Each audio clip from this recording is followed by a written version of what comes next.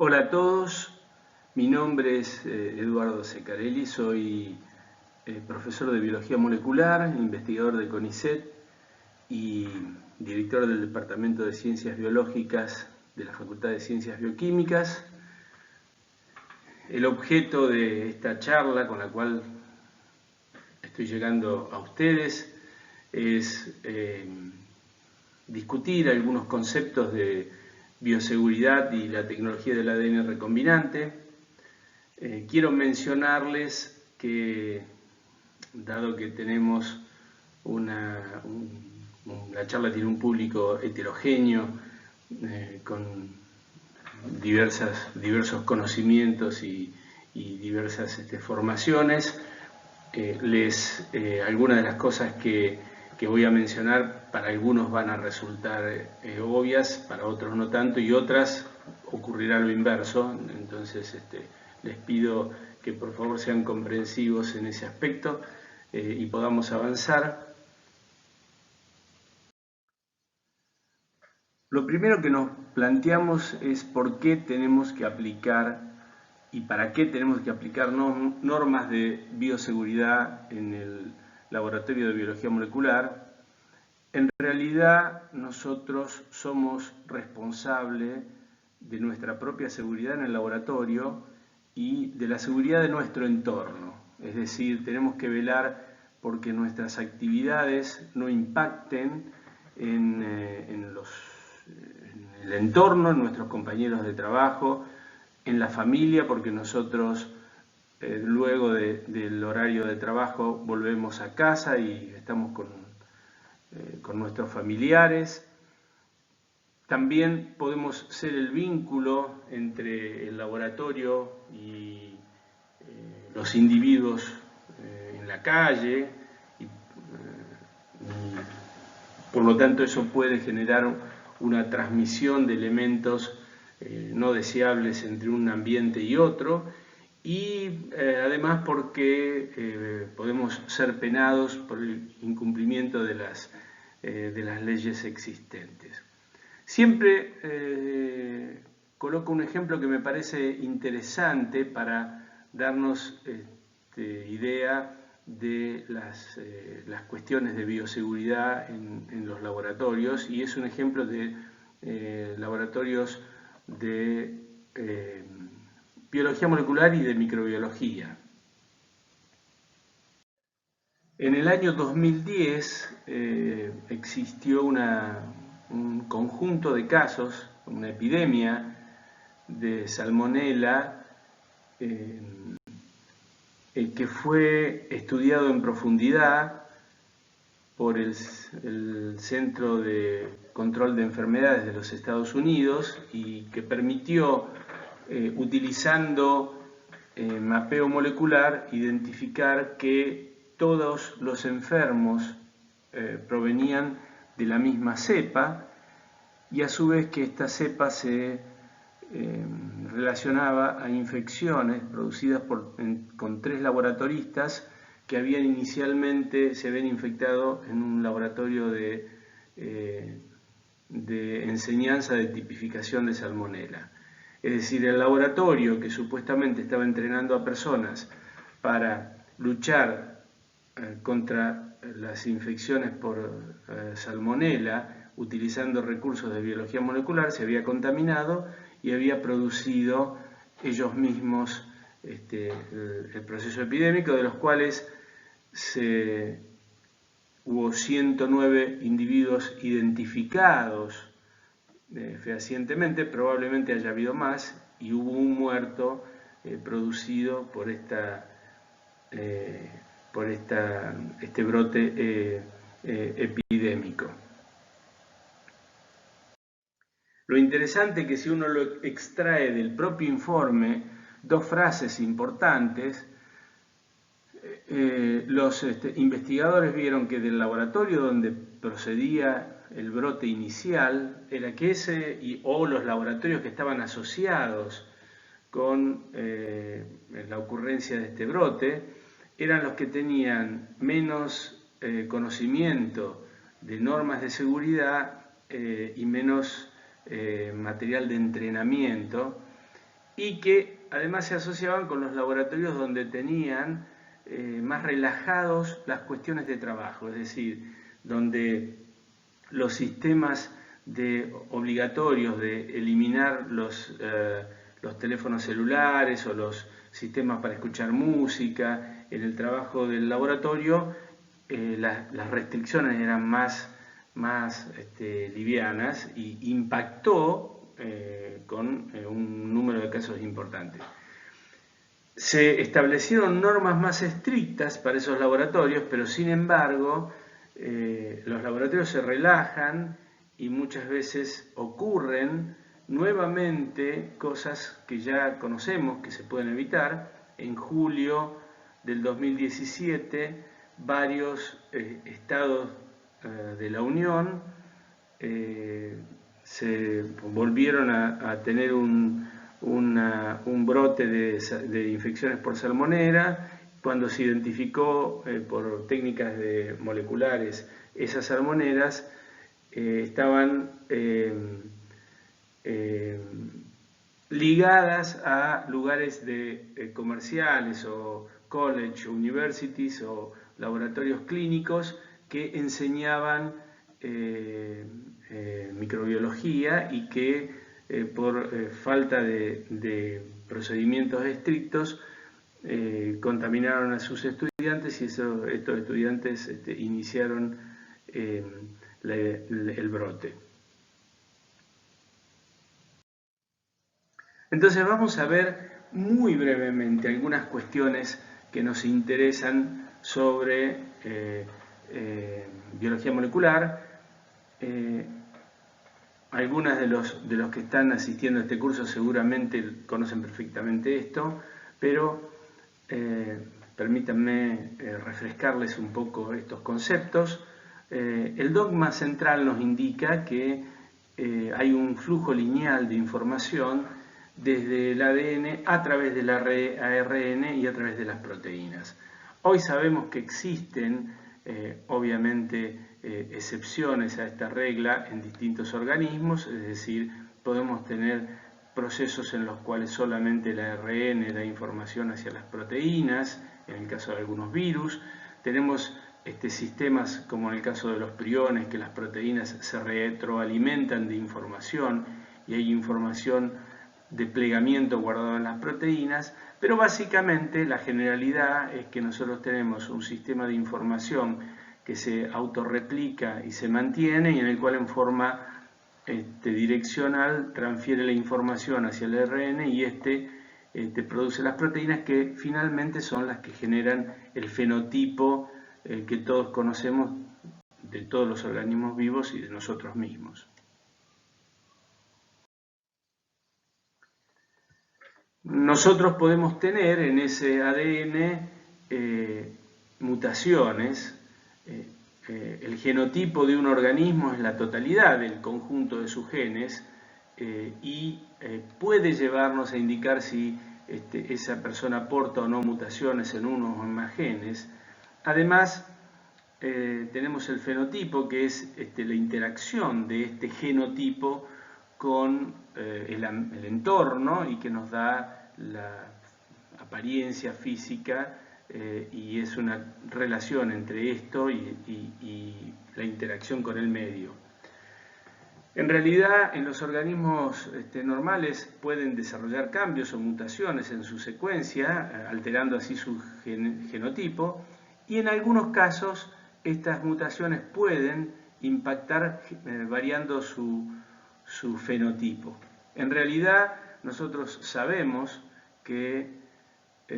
existen unas variaciones de nucleótidos, de permutaciones de nucleótidos conocidas como NIPS, que hacen a los individuos diferentes, que esas mutaciones tienen una penetración dentro de la sociedad y cuando se encuentran en una frecuencia son más frecuentes de 1 en 1000, son considerados SNPs, y esos SNPs definen características específicas que se las pueden asociar con características normales o características patológicas o enfermedades genéticas en determinados individuos. Es decir, por ejemplo, uno puede relacionar variaciones en SNPs, es decir, en permutaciones de nucleótidos únicos, con la capacidad de un individuo a apreciar la música y tener capacidad de afinación, o pueden asociarse estadísticamente con el desarrollo de enfermedades cardíacas, o podemos tener variaciones que producen variaciones en el metabolismo lipídico o en el metabolismo de azúcares, etc. En general, los organismos que tienen mutaciones, uno puede nombrarlos como mutantes. En los seres vivos, en el hombre específicamente, esta frecuencia que le estoy dando aquí es del hombre, implica que habitualmente un hombre acumula más o menos como la frecuencia de 0,003 mutaciones por genoma y por generación celular. Quiere decir, cada generación de células hay una probabilidad de 0,003 de acumular una mutación, es decir, aproximadamente por secuenciación completa de genomas de familiares cercanos,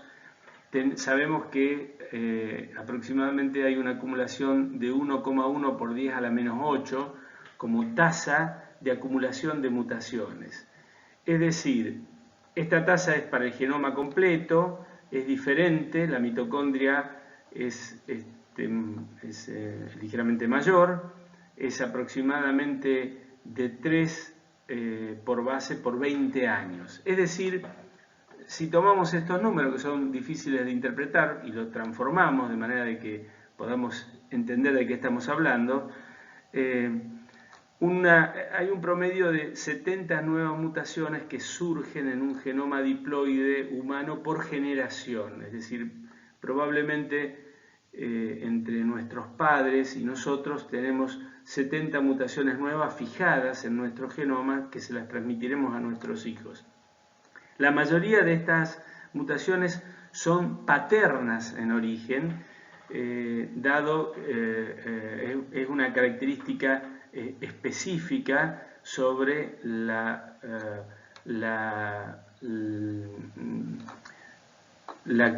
calidad del ADN y la capacidad de acumular mutaciones en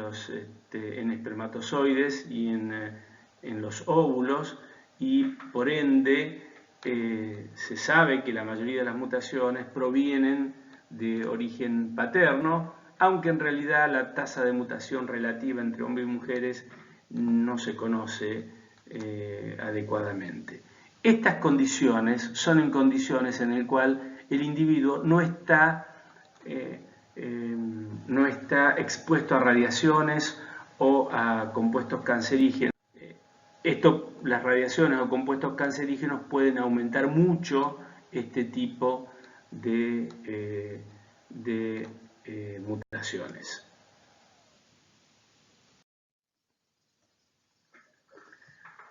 Una de las causas que nos pueden hacer aumentar el número de mutaciones es la contaminación casual con mutágenos, que pueden tener un impacto importante, o exposiciones reiteradas a compuestos tóxicos, como pueden ser algunos compuestos que usa un laboratorista o usa un personal de la salud en forma continua a lo largo de su tarea laboral.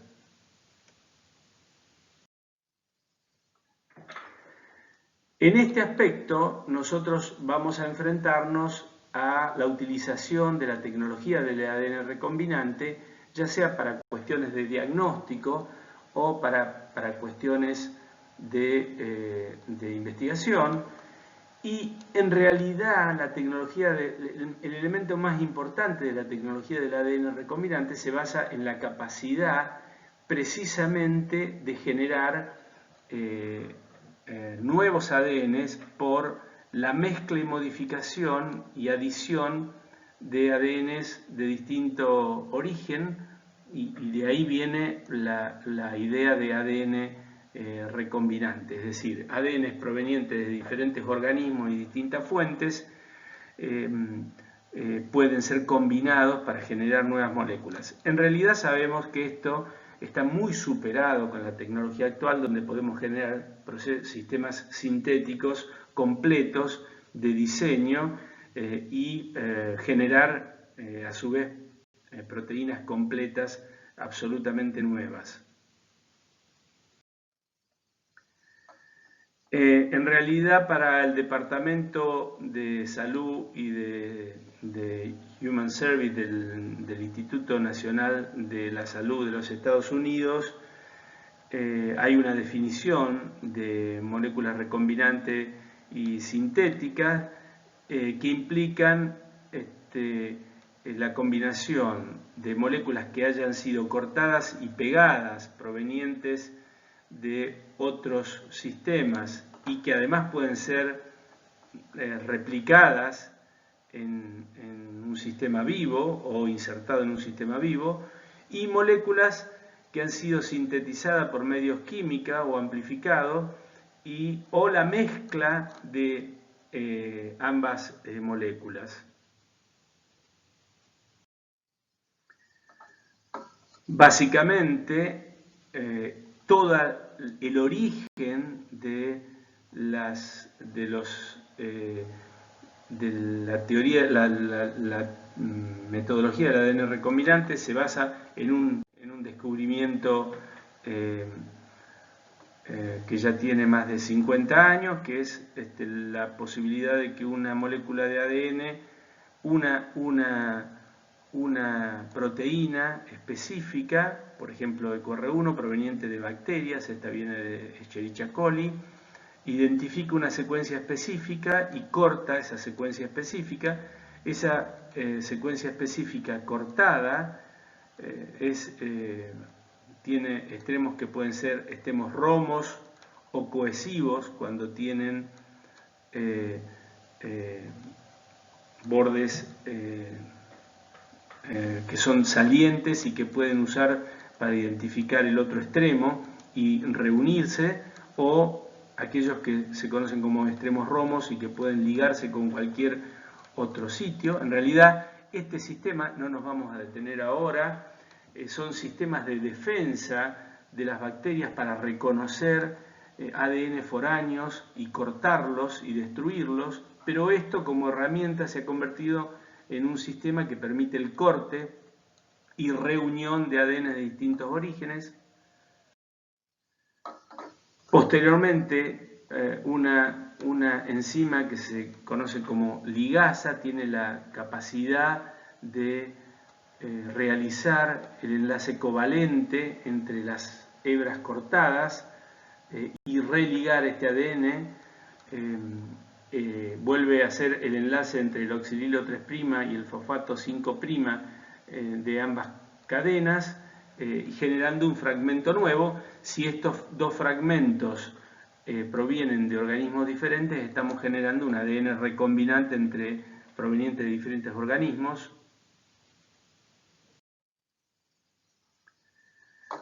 Otra herramienta esencial que ha condicionado la biología molecular es la posibilidad de utilizar sistemas de ADN de replicación autónoma que se encuentran en bacterias, en levaduras, o también generar sistemas que lo pueden hacer en células eucariotas, que tienen la capacidad de llevar un ADN foráneo que puede ser replicado miles de veces, un origen de replicación que hace que una vez una vez que sean transformados en una célula, esto les permite replicarse y generando múltiples copias, y además se le pueden agregar sistemas de resistencia a antibióticos que nos permiten la selección dentro de la bacteria que posee dicho plásmido. En realidad, estos sistemas han existido normalmente en la biología de los organismos vivos, fundamentalmente en bacterias, han sido el mecanismo por el cual las bacterias transfieren sus resistencias a antibióticos y en muchos casos han sido el objeto de grandes crisis epidémicas. Hoy en día se han convertido en herramientas que permiten amplificar fragmentos de ADN, dado que si nosotros colocamos nuestro fragmento de interés en este vector, en una bacteria, con un ORI específico que hace que la bacteria lo mantenga en su interior y con una resistencia que me permite seleccionar esa bacteria, finalmente puedo amplificar este fragmento y tener miles de copias de este fragmento. Básicamente, lo que les mencionaba es un vector con un DNA foráneo, es transformado, queda en forma independiente. Hay algunos vectores que pueden integrarse al genoma bacteriano, pero hay vectores que tienen la capacidad de replicación autónoma. Estas bacterias con este plásmido ahora se multiplican. Siempre que se multiplican, como la división y copia de este vector está regulada por el mismo, se mantiene dentro de la célula y le confiere además una resistencia que me permite seleccionarlas.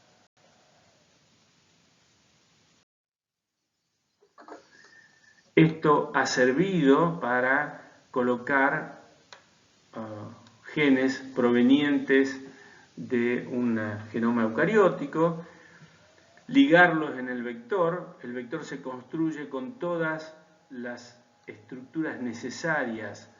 para que ese ADN que nosotros colocamos clonado en el vector pueda ser expresado, es decir, copiado a ARN y posteriormente tomado por los ribosomas de la bacteria y traducido para generar proteínas. De hecho, muchas de las proteínas que hoy en día se utilizan a nivel médico como proteínas producidas para vacunas o como proteínas recombinantes para tratamientos específicos, se producen por este sistema, y además tenemos una infinidad de productos industriales y que se utilizan en la fabricación de alimentos, en el procesamiento de papel, telas,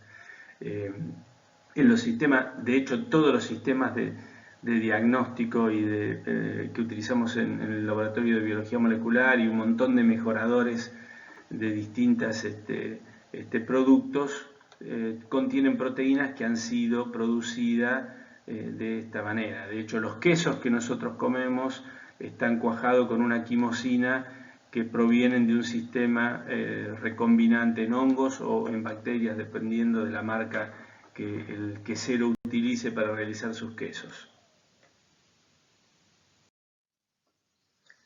El proceso por el cual los organismos vivos intercambian ADN es un fenómeno que ocurre continuamente a nuestro alrededor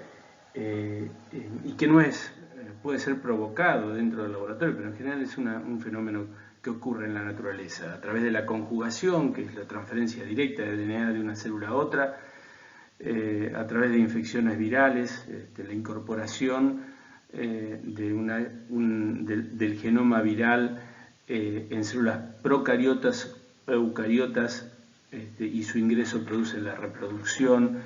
de ese ADN o ARN viral, la transducción o transferencia de material genético empaquetado en partículas virales de una célula a otra, no siendo virus, sino ADN, material genético que puede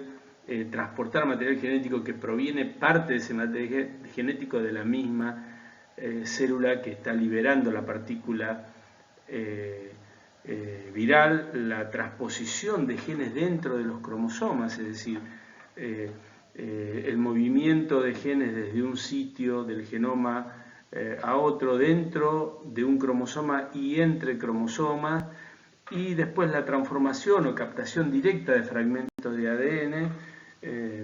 que ustedes ya la conocen en bacterias, pero que puede ocurrir en otros organismos, ya sea de manera espontánea o de manera provocada. Cuando nosotros hablamos de modificación genética, cuando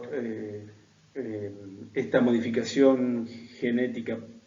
proviene de material genético de un organismo diferente o una especie diferente, o más aún de un reino diferente, vamos a generar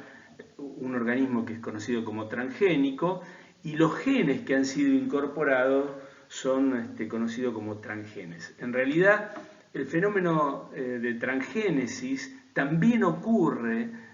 naturalmente, y en muchos casos hay bacterias que infectan plantas y transfieren parte de su material genético al genoma bacteriano, y hay una serie de fenómenos en la naturaleza donde esto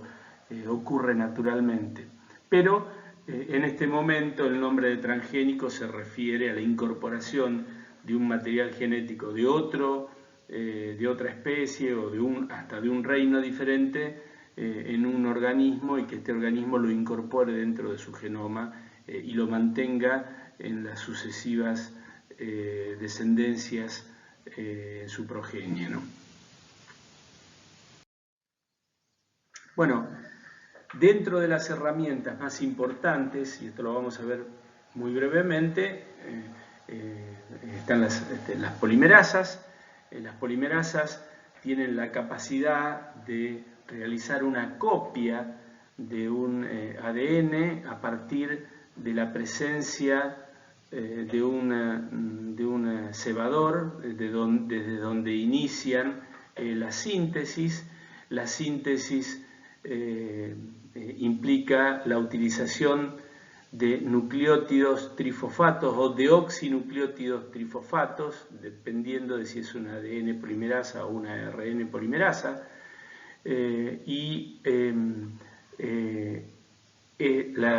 la enzima cataliza la incorporación del nucleótido fosfato y la liberación de pirofosfato al medio. Además, estas enzimas tienen actividades asociadas, que son la actividad de exonucleasa, que es la capacidad de degradar el ADN que encuentre en su camino en dirección 5', 3', o la actividad exonucleasa, que es la capacidad de degradación de ADN 3', 5', que está relacionada también a la capacidad de reparar errores que poseen estas polimerasas. Esto muy brevemente, un pantallazo muy rápido de polimerasas, pero nos interesa por lo siguiente.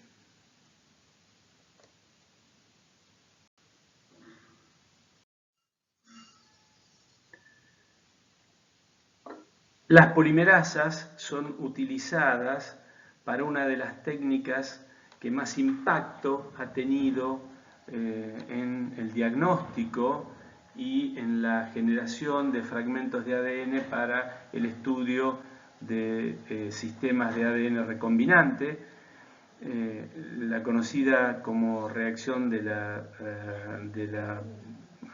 la polimerasa en cadena, que hoy en día ha estado en todos los medios debido a que es el mecanismo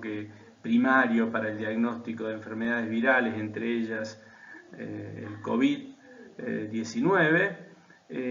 Básicamente el sistema lo que utiliza es un proceso de desnaturalización, posteriormente una etapa en que la temperatura disminuye de manera que cebadores que han sido agregados a la solución hibridan encontrando su posición complementaria, y posteriormente la presencia de una polimerasa sintetiza una hebra desde ese cebador que ha encontrado su lugar en el molde.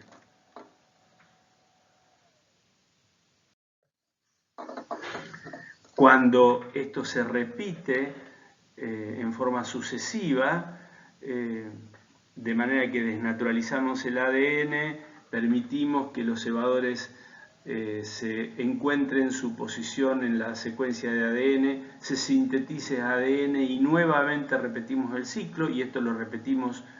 en forma consecutiva varias veces, entre 20 a 40 veces, logramos una amplificación de las regiones comprendidas entre los dos cebadores, que normalmente van entre 300 bases a 10.000 pares de bases, y lo óptimo están entre las 300 o entre las 150 y las 1000 pares de bases, específicamente cuando es para diagnóstico. Es decir, que lo que nosotros hacemos a partir de un ADN molde, en este caso podría ser nuestro ADN viral, hacemos una amplificación de cada una de las hebras y cada ciclo este ADN es nuevamente amplificado, y si la eficiencia es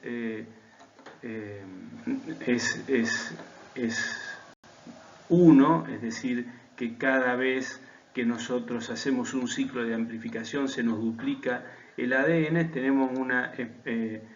una amplificación exponencial que nos lleva a obtener miles de millones de copias al final del proceso de amplificación.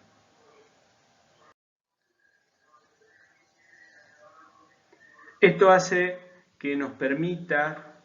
detectar ADN en geles, como se ve aquí, con el viejo método en el cual se hace un gel de electroforesis de poliacrilamida o agarosa, las muestras son resueltas y después se le coloca un colorante. En este caso este gel es una foto realizada con bromuro de tidio, que al intercalarse en los fragmentos de ADN produce fluorescencia cuando es iluminado con luz ultravioleta, o los mecanismos más avanzados en los cuales la amplificación de ADN mediante un colorante que se intercala en el ADN y cambia su estado de fluorescencia, o por otros sistemas en los cuales existen cebadores fluorescentes que son incorporados al material, pueden verse la amplificación en forma continua y con un aparato que se conoce como PCR de tiempo real, se observa la amplificación del material, ya no analizándolo post-amplificación, sino durante el proceso de amplificación, y obtenemos estas curvas de señal de aumento del ADN amplificado durante el proceso de PCR. Estas son las curvas que habrán visto aquellos que no están familiarizados con este tipo de equipamiento en los medios, mostrando los procesos de amplificación últimamente de ADN viral del COVID. Se han hecho famosas las curvas de la PCR en tiempo real, pero en realidad la ventaja de estas curvas es que estas curvas convertidas en escalas semilogarítmicas y procesadas matemáticamente no solo nos permiten saber de la existencia de un determinado molde que es amplificado, sino también poder estimar el número de copias de molde que nosotros teníamos inicialmente en la muestra que hemos analizado. Bueno, luego de ver muy brevemente un pantallazo muy violento de las metodologías del ADN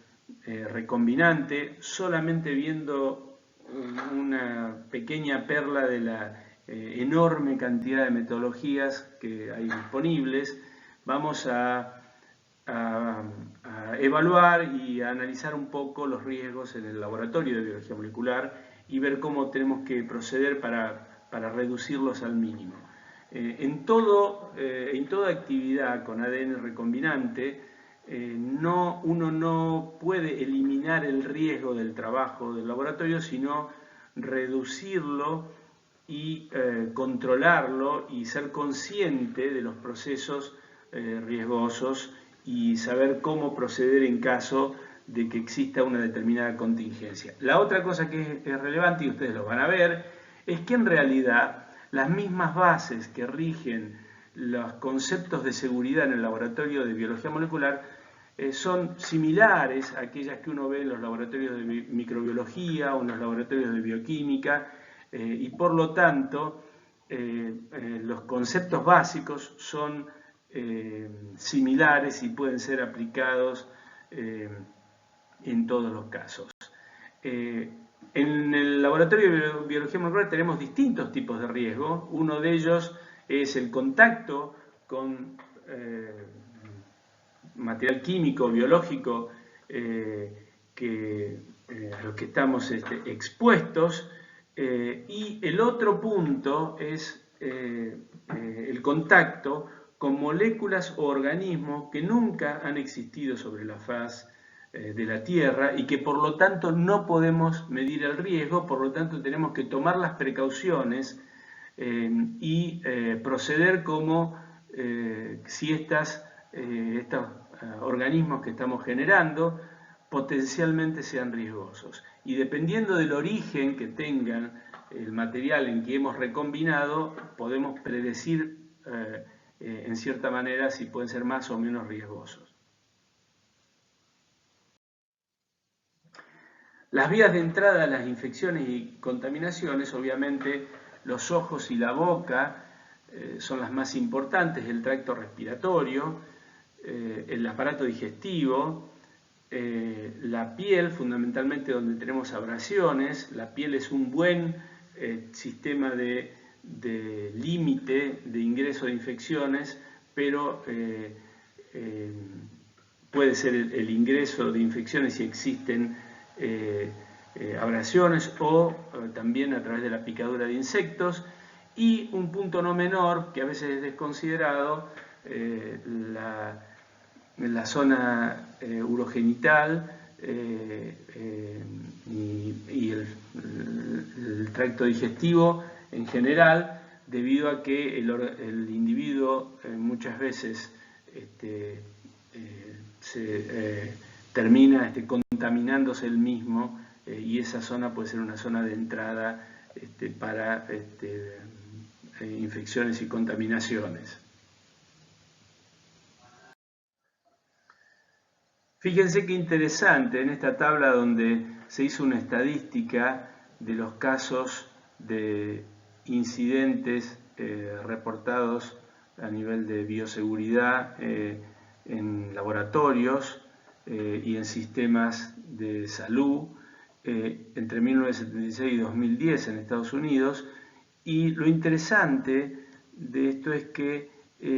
la mayor cantidad de casos ocurrieron en el ambiente académico, donde en realidad los estándares de trabajo se relajaban en cierta manera y esto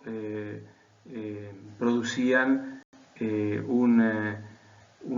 aumento de los eventos. Cuando uno miraba el tipo de eventos que existían, en general la generación de aerosoles y la liberación ambiental o la caída por gotas o contaminación líquida eran las mayores y las que producían la mayor injuria eran aquellas que incluían autoinoculación con cortes con jeringa o las que resultaron finalmente en un fenómeno de daño a la salud del involucrado. Como lineamientos generales de bioseguridad en el laboratorio de biología molecular, la mejor documentación la encontramos en el Instituto Nacional de Salud de los Estados Unidos, en el Departamento de Salud y Servicios Humanos. Las guías estas son actualizadas anualmente, aquí tienen el link donde las pueden bajar y además de la actualización anual de estas guías hay adendums de acuerdo a situaciones que se pueden ir generando, como en el caso del COVID, que existen algunos apartados especiales sobre precauciones en el manejo de muestras y comportamiento tanto de instalaciones y laboratorios físicos como en sistemas de retiro y análisis de muestra en el campo.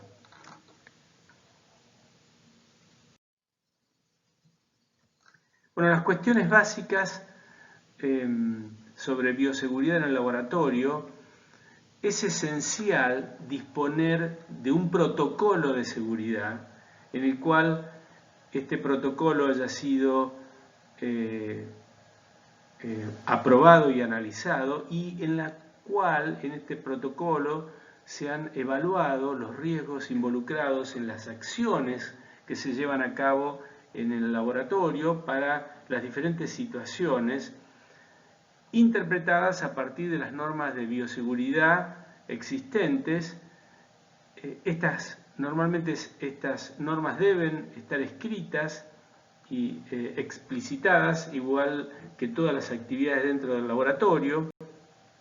Cuando las estructuras son numerosas, es importante generar un comité de bioseguridad. Este comité de bioseguridad no necesariamente necesita estar integrado por profesionales externos al laboratorio. Si la institución es muy grande, es conveniente que exista asesoramiento externo específico, pero si no, directamente dentro de la misma institución puede generarse un comité que actualiza la bibliografía, escribe los protocolos, analiza los procedimientos, establece las reglas y se los comunican a todos los integrantes de la institución, especialmente aquellos que tengan que exponerse a situaciones de riesgo. En laboratorios con actividades diversas o con mucho personal, es muy importante establecer normativas de bioseguridad y establecer controles adecuados. En este caso, las comisiones de bioseguridad pueden establecer situaciones en las cuales impliquen riesgos específicos, y hoy en día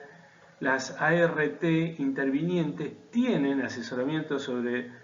seguridad en laboratorios y pueden participar o deben participar específicamente de situaciones particulares de riesgo laboral donde impliquen la posibilidad de que el individuo pueda afectarse por las condiciones de trabajo. Entonces, esas normativas deben estar por escrito, y además de estar por escrito tienen que estar accesibles y a conocimiento de todos los integrantes del sistema de trabajo.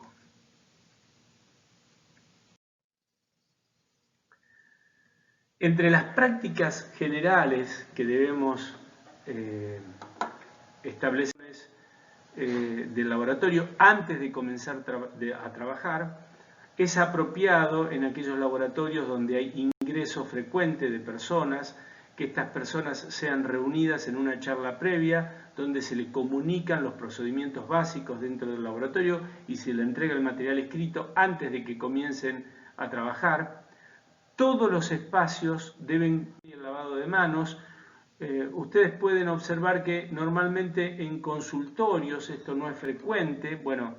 es una necesidad que en consultorios médicos y lugares de contacto con pacientes existan lugares para la higiene de manos. Antes y después de cada actividad, todos los operadores deben higienizarse minuciosamente las manos. Esto implica no solamente la higiene de lavarse las manos al principio de la actividad, sino entre muestras o entre pacientes. Debe utilizarse siempre ropa y equipamiento adecuado, y si usa lentes de contacto deben utilizarse siempre una protección especial, además del lente de contacto.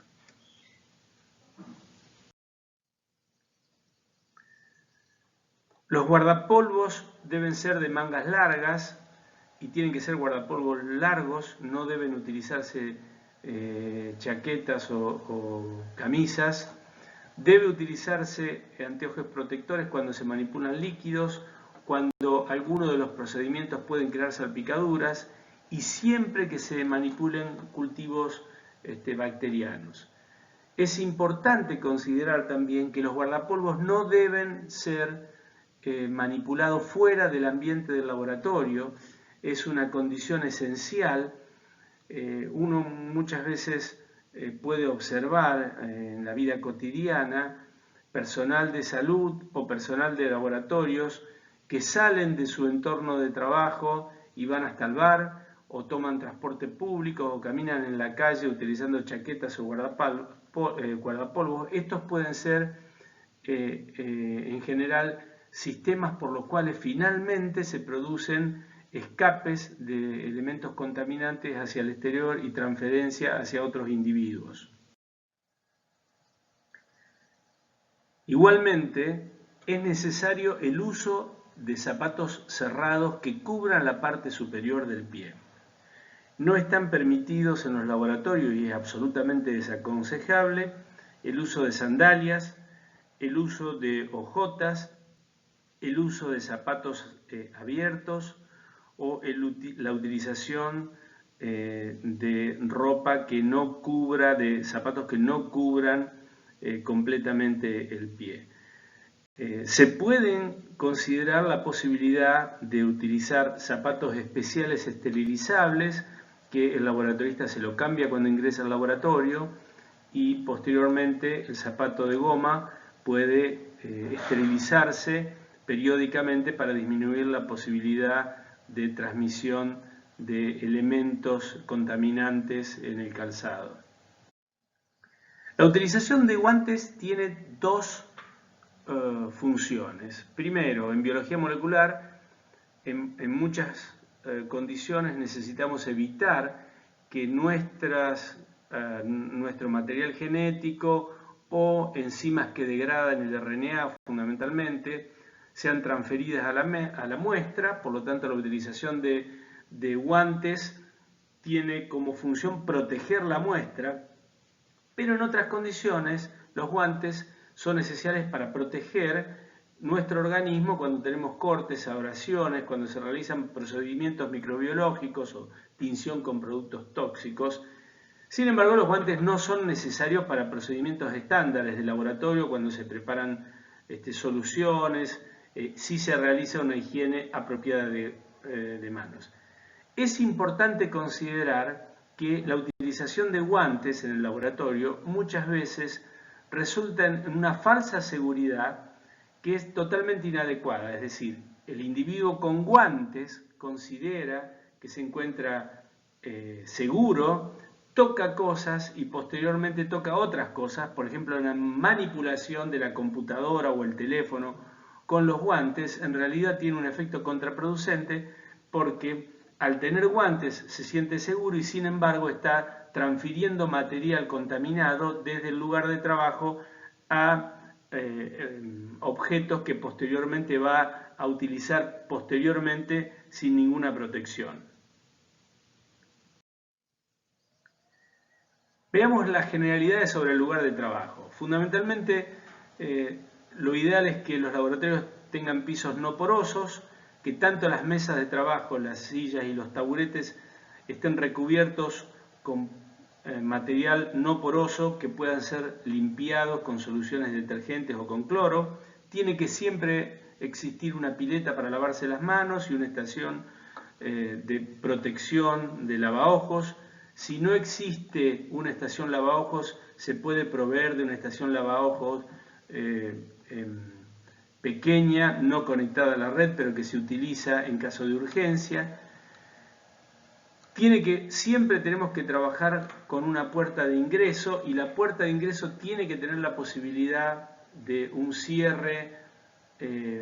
para momentos en que es necesario limitar el control del ingreso de personas ajenas al laboratorio. Tiene que existir un adecuado control antiplagas, de manera de que no existan insectos o roedores que puedan ingresar al lugar de trabajo. Y los objetos personales deben estar separados completamente del área de trabajo.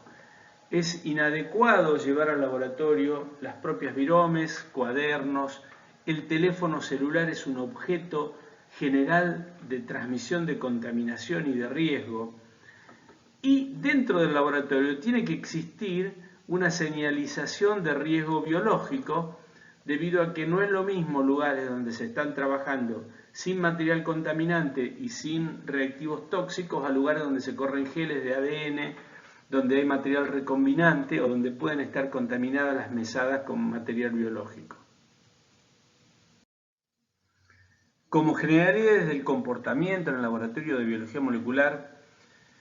tienen que seguirse las mismas normas que en los demás laboratorios, que es no se puede beber, obviamente está totalmente prohibido tomar infusiones, comer, aplicarse cosméticos. Se debe hacer una desinfección del área de trabajo antes de comenzar a trabajar y después de finalizar el trabajo. En general, la asignación de áreas específicas para cada persona aseguran la calidad de limpieza e higiene. Es decir, no es conveniente que las personas no tengan asignados lugares de trabajo, porque al no tener asignados los lugares de trabajo, quien comience a trabajar en un lugar no sabe cuáles fueron los procedimientos que se realizaron para limpiar ese lugar. Por lo tanto, las personas deben tener lugares asignados en sus mesadas, se deben etiquetar todos los contenedores y mantenerlos tapados en forma segura, y una práctica de la vieja bioquímica y de la vieja biología molecular: hoy en día no se puede pipetear más con la boca y no se pueden utilizar dispositivos electrónicos auditivos durante el tiempo de trabajo. Para los derrames que puedan ocurrir debe existir un protocolo de acuerdo a cada tipo de derrame, y todos los objetos que nosotros ingresamos en el laboratorio tienen que mantenerse dentro del laboratorio. Es inapropiado la toma de notas y el retiro de cuadernos y llevárselo a su casa, el cuaderno para revisar resultados o para terminar notas. Si fuera necesario, tienen que depositarse la información en una computadora del laboratorio y posteriormente a través de la nube bajarse esos resultados y estudiarlos o manipularlos, pero el cuaderno de lectura original, igualmente que los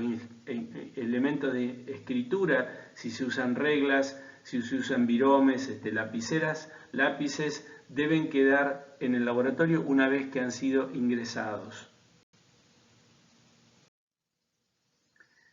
Es importante evaluar los riesgos de cada una de las operaciones que se van a realizar en el laboratorio, para lo cual debe identificarse el sistema biológico que se va a utilizar y el aislamiento necesario para eso. Es decir, en todos los casos donde nosotros trabajemos con organismos y generemos elementos recombinantes, vamos a analizar cuál es el organismo donante del ADN, la naturaleza de las secuencias de ADN que serán transferidas, amplificadas o analizadas, y las propiedades del organismo receptor, si es que este ADN se va a amplificar o transformar en otro organismo, en una bacteria. Y también tenemos que ver las propiedades del entorno, es decir, cuáles son las posibilidades de que lo que nosotros estemos manipulando tenga capacidad autónoma para multiplicarse externamente y además pueda existir y sobrevivir externamente al laboratorio luego de generado.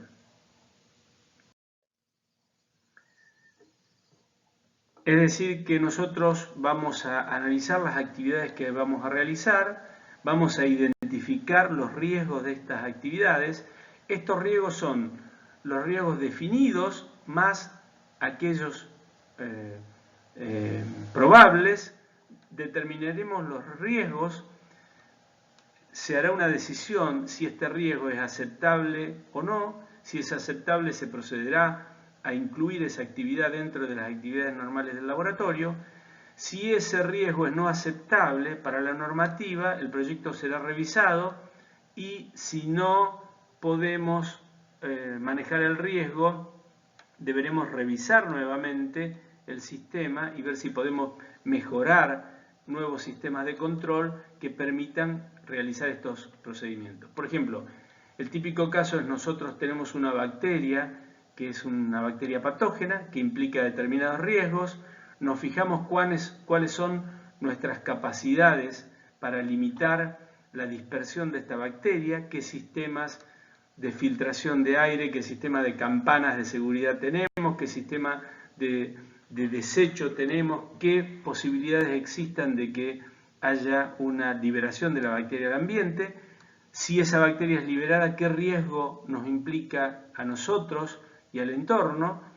y si no tenemos manera de controlar la liberación de la bacteria, directamente diremos que el proyecto es no posible y no puede ser ejecutado.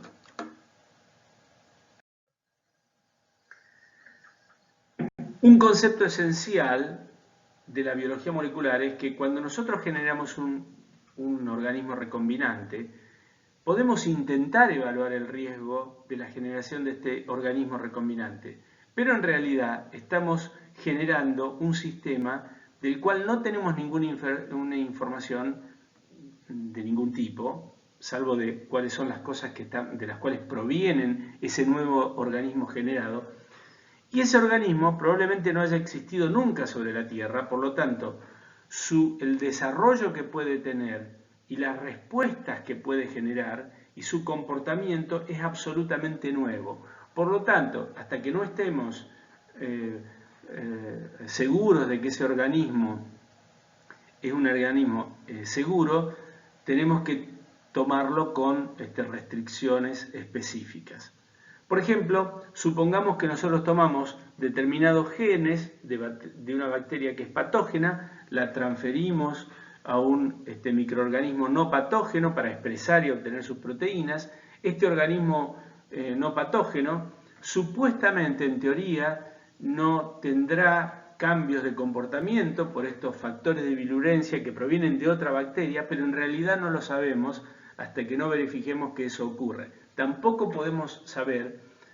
un organismo que suponemos que no tiene capacidad invasiva en el ser humano, como por ejemplo una bacteria preparada para el manejo en laboratorios de biología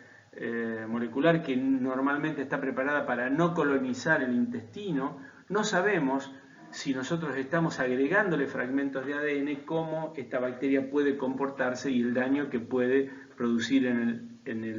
el individuo. Dentro de los sistemas de expresión de proteínas, la mayoría de los sistemas de expresión de proteínas utilizan bacterias como Escherichia coli, la K12 y vectores derivados del PUC, el PA6C, que son vectores derivados de los sistemas de replicación del PUC y del PA6C. Las expresiones en levadura son consideradas de por sí poco peligrosas, a menos que estas levaduras produzcan proteínas de riesgo. En general, Saccharomyces es considerado un organismo seguro y otros sistemas seguros son baculovirus en células de insectos, las células transformadas de pato por el virus de la hepatitis B de pato, Agrobacterium tumefaciens, que en general no necesitan condiciones de seguridad particulares. Sin embargo, esto cambia sustancialmente si la proteína que estamos expresando es una proteína tóxica o una proteína activa a nivel de alteraciones en seres humanos o animales. Es decir, una expresión en levaduras puede ser segura. Es muy poco probable que si estoy expresando una proteína del germen de trigo en levaduras, esas levaduras expresando esa proteína de germen de trigo se convierta en un organismo peligroso. Pero si yo estoy expresando una proteína que tiene capacidad de permeabilidad a través de mucosas, o una proteína que tiene la capacidad de insertarse espontáneamente en células, o que es el producto de un oncogen, o es el producto de una proteína que interacciona con receptores específicos de células de mamífero, estoy comenzando a generar un sistema que tiene un riesgo implícito y que no se puede medir específicamente y por lo tanto debe manipularse con condiciones de seguridad mayores. En este caso, es importante considerar, por lo tanto, el organismo donante y el ADN clonado. Es improbable que secuencias de ADN bien caracterizadas participen en patogenicidad, es decir, si voy a expresar albúmina humana, como así decía en el ejemplo anterior, en Saccharomyces, es probable que ese organismo no sea peligroso. Las cosas son diferentes cuando estoy clonando secuencias desconocidas, como por ejemplo cuando tenemos una biblioteca de ADN genómico de un organismo. En esas condiciones necesito condiciones de mayor bioseguridad, y más aún cuando tengo genes de proteínas que tienen actividad farmacológica potencial, son genes que intervienen en procesos de regulación, son toxinas o son oncogenes. En ese caso, obviamente la manipulación de estas proteínas deben realizarse con condiciones de bioseguridad mayores. Algunos procedimientos con secuencias conocidas pueden ser necesarios de aún mayor seguridad. Por ejemplo, cuando nosotros hacemos generación de recombinaciones al azar y introducimos un gran número de mutaciones en genes en estudio, o estamos intentando generar procedimientos de evolución dirigida de ADN, estamos generando clones que son absolutamente diferentes de los inicialmente manipulados, y por lo tanto necesitan restricciones de liberación y de bioseguridad mucho mayores. Uno de los sistemas que se conocen como DNA shuffling en los procesos de biología sintética, estos métodos de DNA shuffling tienen, o el step o el ratchet, tienen como objeto, a partir de una familia de genes que tienen en general una cierta similitud pero propiedades diferentes, o un conjunto de proteínas, de genes que codifican para proteínas similares, generar un sistema de intercambio de regiones entre esos genes, y además durante el procedimiento incluir mutaciones al azar generadas durante la reconstrucción del gen, de un gen que proviene de una mezcla de todas las semillas que hemos utilizado. Entonces, esto en general genera bibliotecas, y estas bibliotecas que generamos tienen una enorme diversidad, de los cuales muchos genes generados en este fragmento de ADN generado de esta forma no han tenido existencia previa y pueden promover la generación de proteínas con propiedades y riesgos importantes. Además, cuando nosotros hacemos esto con nuestro material genético, tenemos que pensar que también lo estamos haciendo con las pequeñas contaminaciones que podemos tener en nuestra muestra de material genético, y podemos estar recombinando, mientras nosotros hacemos la recombinación de un fragmento de ADN extraído de una célula eucariota, podríamos estar recombinando un fragmento de ADN de un virus que está contaminando nuestra muestra, o de otro fragmento de ADN que está contaminando nuestra muestra y que a su vez está siendo impulsado este proceso de evolución dirigida.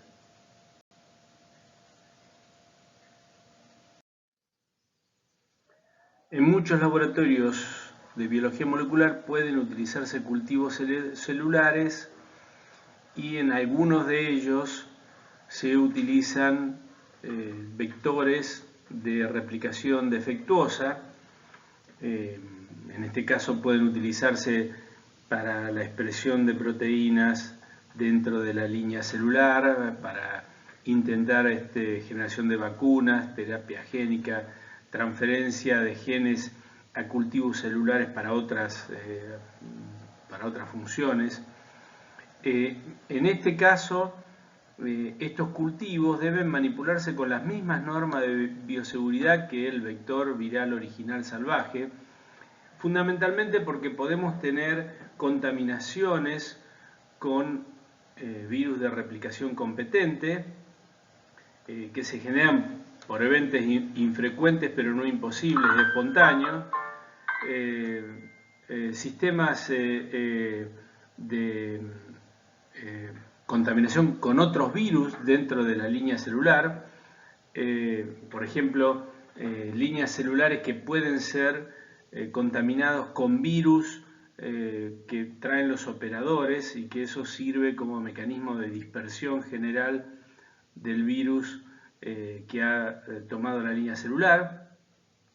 Y además hay que tener especial cuidado con aquellos que pueden ser compatibles en humanos, aunque sean defectuosos, porque en ese caso no se le puede clonar ningún ADN que tengan ninguna capacidad oncogénica o toxinas o cualquier otro tipo de proteínas que tengan efectos directos sobre el ser humano por la probabilidad de que ese vector, aunque sea defectuoso, finalmente termine infectando a alguno de los operadores y posteriormente pueda transferirse al medio. Respecto de los animales transgénicos, deben ser manejados con un nivel de contención específico. Para cada línea nueva, tanto de animales transgénicos como de cualquier otro organismo, las condiciones de infección viral, bacteriana o el tamaño del inóculo necesario para la infección y la extensión de la diseminación de un virus por el animal infectado debe ser evaluado. Los animales con supresiones específicas de genes, conocidos como animales knockout, en general no son peligrosos. Sin embargo, tenemos que considerar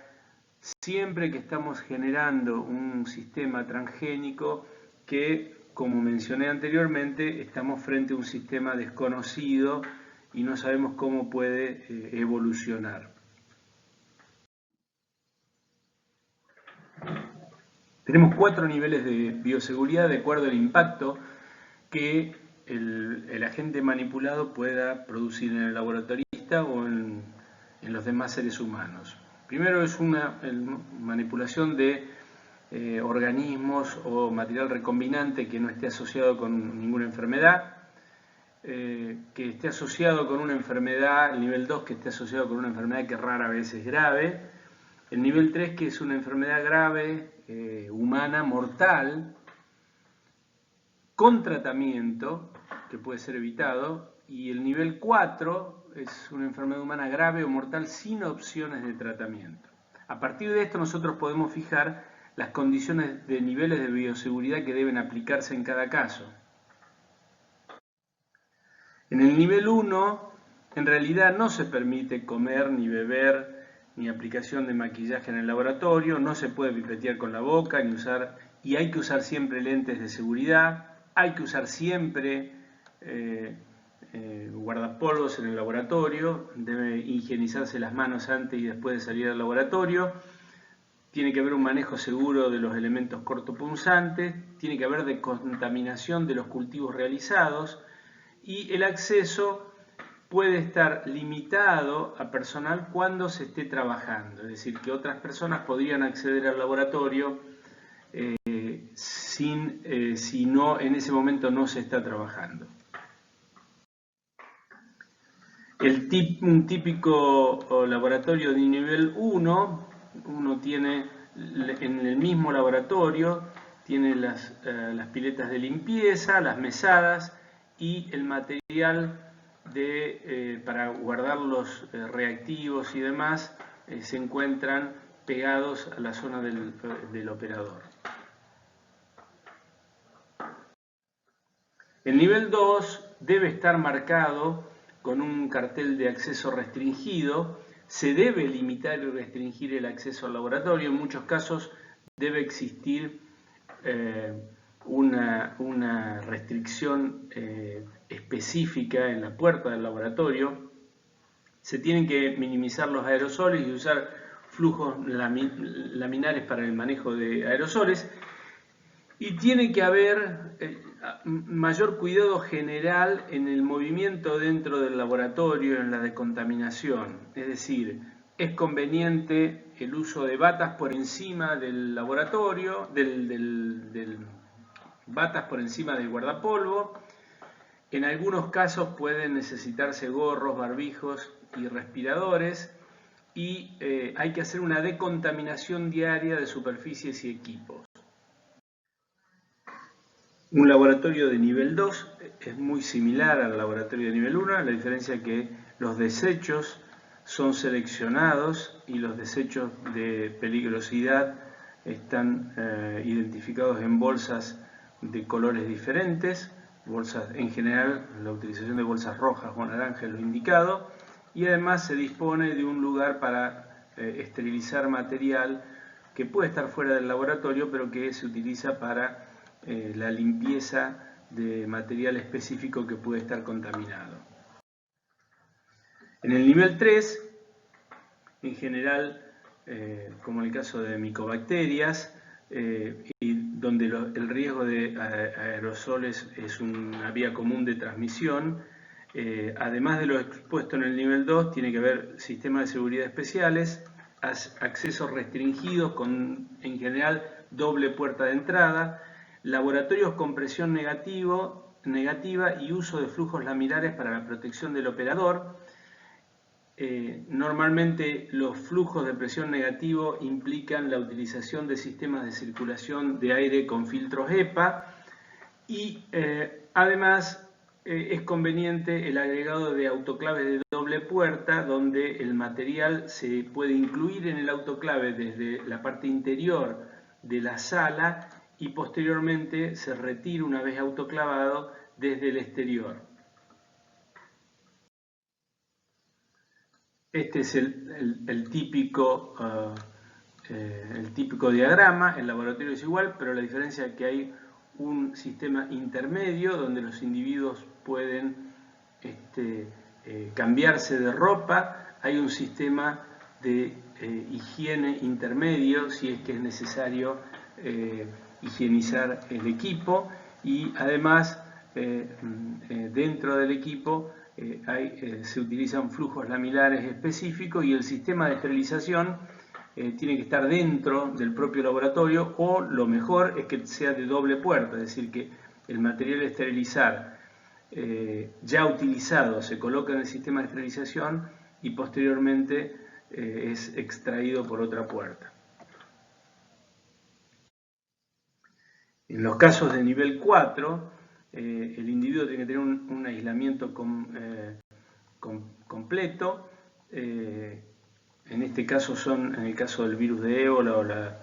fiebre hemorrágica Congo-Crimea, en el caso en que se cultiva el virus en cultivos celulares, donde existe un altísimo riesgo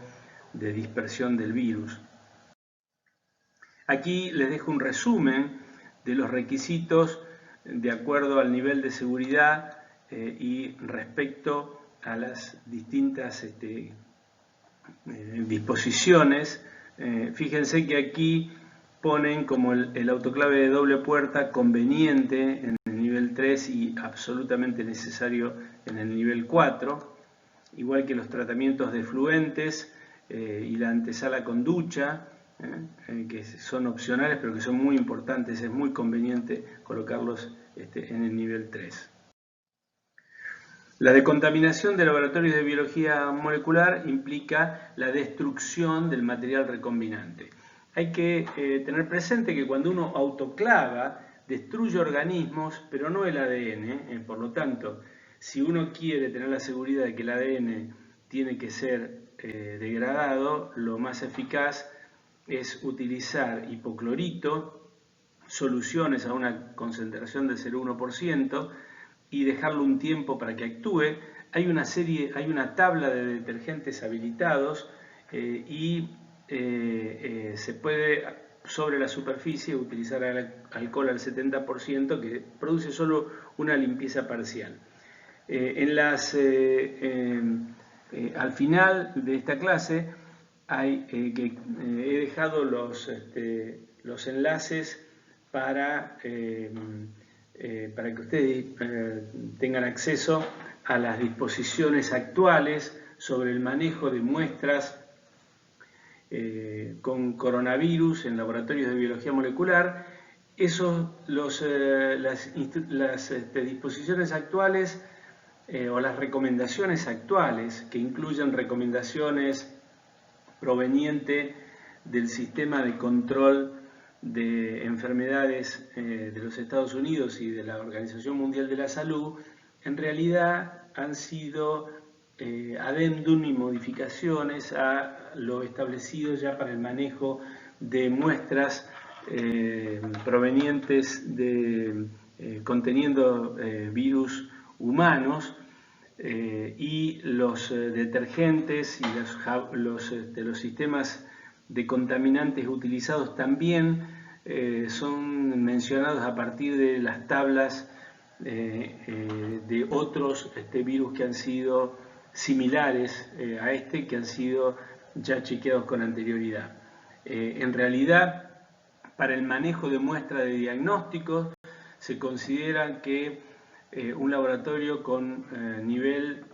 2 de bioseguridad es suficiente, y en aquellos laboratorios donde se van a realizar manipulaciones más importantes como purificación a partir de virus o estudios con cultivos de tejido, es aconsejable un sistema de seguridad 3, y hay que tener especial atención en la disminución de los aerosoles en la manipulación de muestras y en la destrucción de las muestras. Sin embargo, se considera que si se aplican apropiadamente las condiciones de manipulación del material biológico, con esas restricciones se puede trabajar en forma segura con muestras de COVID. Los cultivos bacterianos es otro problema importante a destruir. Cuando nosotros usamos cultivos bacterianos, si liberamos el material recombinante al medio, ponemos en riesgo el hecho de que ese material recombinante podría ser transferido a una bacteria del entorno y permanecer, lo que estaríamos agregando un constructo que no ha estado presente en la naturaleza con anterioridad. Por lo tanto, lo mejor es destruir los medios de cultivo con hipoclorito, clarificándolos durante 12 a 24 grados antes de ser, 12 a 24 horas antes de ser descartados directamente al medio. Hay que considerar que el hipoclorito pierde su capacidad con el tiempo, y dependiendo de la cantidad de material proteico que tenga el cultivo, nosotros tendremos que agregar mayor cantidad de hipoclorito para que se produzca un fenómeno de clarificación. En realidad se supone que 0,1% son cultivos que ya han sido clarificados, que las bacterias han sido retiradas, y lo que estamos haciendo es tratar de destruir el resto de bacterias que han quedado luego de separar y cosechar las bacterias producidas en ese cultivo. Existen situaciones donde es necesario una aprobación por un comité de ética y por un comité de bioseguridad, aunque el laboratorio ya esté funcionando. Por ejemplo, si ustedes van a transferir resistencia a fármacos a microorganismos, y que habitualmente esos microorganismos no tienen esa resistencia, y no se sabe si posteriormente el microorganismo se convertirá en una bacteria que no puede ser tratada con antibióticos, es decir, que podría descontrolarse, tenemos que evaluar el riesgo. Si vamos a manipular, clonar genes que son oncogenes y que vamos a expresarlos en cantidad, si vamos a producir proteínas que tengan posibilidad de insertarse o traslocarse a través de membrana en forma espontánea, si vamos a clonar genes de toxinas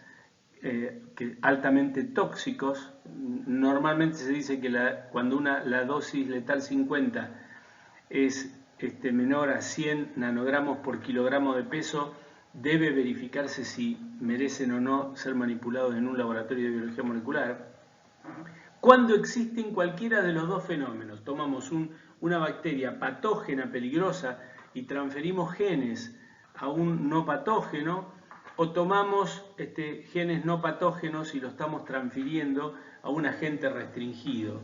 En esos dos casos podemos estar generando un organismo recombinante con propiedades diferentes, o por ejemplo cuando estamos usando virus defectivos en presencia de un helper, pero que puede llevar a una propagación del virus. Si estamos usando un poxivirus en presencia de un helper, tenemos que analizar por el Comité de Ética y por el Comité de Bioseguridad los riesgos implícitos y verificar si realmente debe realizarse la acción o no. El descarte de material transgénico debe seguir procedimientos explicitados en la Carta de Bioseguridad. En general, esto es válido para material que de por sí sea contaminante y con riesgo para la salud de los operadores, o que puede no generar riesgo para la salud de los operadores, pero sigue siendo material transgénico. Por ejemplo, generación de plantas transgénicas que se utilizaron de manera experimental, pero que podrían liberarse y propagarse en el medio ambiente. Por lo tanto, todo el material debe estar identificado, no se debe combinar material transgénico de distintos orígenes, tiene que ponerse en bolsas individuales que aseguren de que no puedan existir pérdidas en el caso de que sea material sólido. Tiene que asegurarse un procesamiento y descontaminación que asegure que ese material es destruido, ya sea por combustión, por incineración controlada, especialmente en semillas transgénicas, y que ese descarte asegure de que no quedan restos del material transgénico generado. Finalmente, y a modo de resumen, un laboratorio que maneja tecnología de material recombinante a nivel diagnóstico y a nivel de investigación debe tener un proceso de evaluación de riesgos, debe tener un control apropiado para todos los procedimientos con organismos infecciosos utilizados, tienen que estar por escrito. Siempre que exista inmunización para los agentes patógenos que se manipulen en el laboratorio, debe inmunizarse a los operadores dentro del laboratorio. Todo el personal tiene que tener educación y entrenamiento previo al inicio de sus tareas en el laboratorio, y además una educación y entrenamiento continuo con actualizaciones a lo largo del trabajo anual en el laboratorio. Las verificaciones de las situaciones tienen que estudiarse, presentarse en seminarios, y si hubo algún error, algún evento, tiene que analizarse el porqué de cómo ha ocurrido ese evento, y establecer las normativas o volver sobre las normativas utilizadas. Tienen que existir controles permanentes del personal. No es necesario que existan personas dedicadas únicamente al control, sino que pueden nombrarse personal a cargo dentro del laboratorio que tiene que bregar por el uso de las protecciones apropiadas, los controles periódicos, administrativos y controles de procedimiento. En aquellos casos donde pueden existir contaminaciones que pasen desapercibidas, por ejemplo, acumulación de radiaciones, tienen que establecerse los mecanismos por los cuales los individuos hacen los controles adecuados. Hay que comprender los síntomas y signos de las posibles enfermedades, es decir, si está trabajando con una bacteria patógena, hay que estar alerta sobre la aparición de cualquier sintomatología, y cualquier lesión, accidente y enfermedad tiene que ser registrada y notificada a la Comisión de Bioseguridad y tiene que ser asentada por escrito y dejar referencia sobre qué es lo que sucedió, cuáles fueron las personas involucradas y cómo se procedió en ese caso.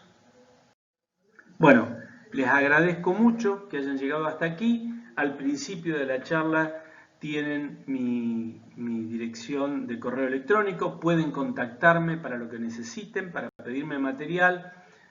para si tienen dudas y si tengo la posibilidad de evacuarlas, lo haré con gusto. Así que muchas gracias y hasta la próxima.